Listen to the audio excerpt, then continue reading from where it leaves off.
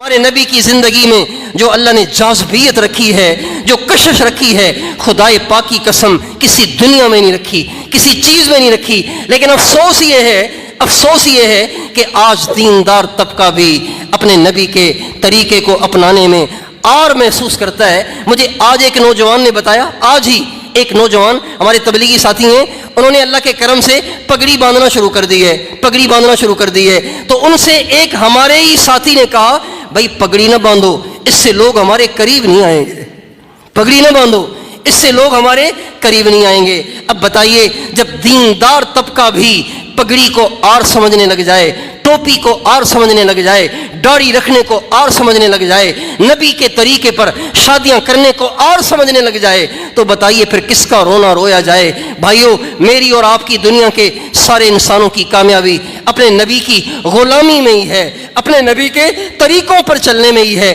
لہٰذا ہم نے زندگی ایسی گزارنی ہے کہ ہم چلتے پھرتے اسلام بن جائیں، اپنے نبی کا نمونہ بن جائیں۔ آج ساری دنیا کی کفر، ساری دنیا کی کافر قومیں نبی کا نمونہ ڈھونڈ رہی ہیں، نبی کا نمونہ تلاش کر رہی ہیں، لیکن ان کو نبی کا نمونہ کہیں نظر ہی نہیں آتا۔ سارا نمونہ کتابوں میں رہ گیا ہے۔ آج امت مسلمہ اس کو اختیار کرنے کے لیے تیار نہیں ہے۔ لہٰذا ہم سب کو چاہیے کہ اپنی زندگیاں سنت کے مطابق گزارنے کی کوشش کریں۔ اس پہ مجھے ایک واقعہ یاد آیا، وہ میں سناتا ہوں۔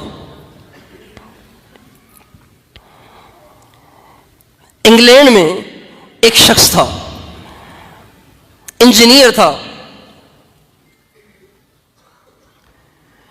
تو جاب کے سلسلے میں، اپنی نوکری کے سلسلے میں اس کو جانا پڑ گیا فرانس۔ سنیے اہم بات ہے، کہیں آپ سے نکل نہ جائے۔ جاب کے سلسلے میں اسے فرانس جانا پڑ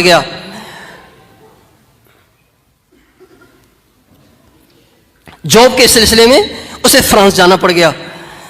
تو جب وہ وہاں گیا، اچھا اس کا مزاج کچھ ایسا تھا کہ لکھنے پڑھنے کا اسے بڑا شوق تھا، کہیں کتاب مل جاتی تو اس کو پڑھنا شروع کر دیتا۔ کتابوں کا گویا کیڑا تھا۔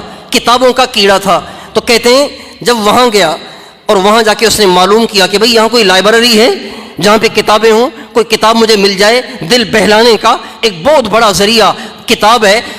آج کے موبائل نے ہمیں کتابوں سے بھی محروم کر دیا ہے۔ موبائل سے تہجد سے محرومی ہو گئی، موبائل سے تلاوت سے محرومی ہو گئی، موبائل سے فجر کی نمازوں سے محرومی ہو گئی، موبائل سے حیا سے محرومی ہو گئی، موبائل سے پردے سے محرومی ہو گئی، موبائل سے تقوی سے محرومی ہو گئی، اور موبائل سے کتابوں سے بھی محرومی ہو گئی۔ تو کہتے ہیں کہ میں ڈھونڈتے ایک لائبریری مل گئی، اس میں گئے وہ اور جا کے کتاب ڈھونڈی کہ کوئی میرے مطلب کی کتاب مل جائے، اس کو لے لوں اور پڑھنا شروع کر دوں۔ چنانچہ ڈھونڈتے اللہ جب کسی کو ہدایت دینے کا ارادہ کرے تو اسباب خود ہی بنا لیتا ہے۔ چنانچہ ایک کتاب اس کو نظر پڑی جس کتاب میں نبی کریم صلی اللہ علیہ وسلم کی حیات طیبہ انگلش میں لکھی ہوئی تھی۔ اب وہ کتاب اس کو عجیب لگی، اس کا نام عجیب لگا، ایک دم اس کا دل کھنچا، اس کتاب کو نکالا۔ جب اس نے پڑھنا شروع کیا تو ایسی دلچسپ تھی کہ وہ پڑھتا ہی چلا گیا، یہاں تک کہ اتنا اس نے اس کتاب کو پڑھا، اتنا اس سے متاثر ہوا کہ اس نے عزم کر لیا کہ جو دین اس کتاب میں لکھا ہوا ہے، یہ دین واقعی اس قابل ہے کہ اس کو اختیار کیا جائے۔ لیکن چونکہ پردیس میں ہوں، لہذا اپنے ملک میں جاؤں گا، وہاں تحقیق کروں گا، ریسرچ کروں گا، اور اس کے بعد اس دین میں داخل ہو جاؤں گا۔ کہتے ہیں وہاں سے وہ اپنے ملک واپس آیا۔ جس علاقے میں رہتا تھا وہاں بھی کوئی بچے کچے تھوڑے سے مسلمان رہتے تھے، ان مسلمانوں سے ملاقات ہوئی، لیکن سبھی کی زندگیاں بگڑی ہوئی، سبھی کی زندگیاں اس کتاب والی زندگی سے ہٹی ہوئی۔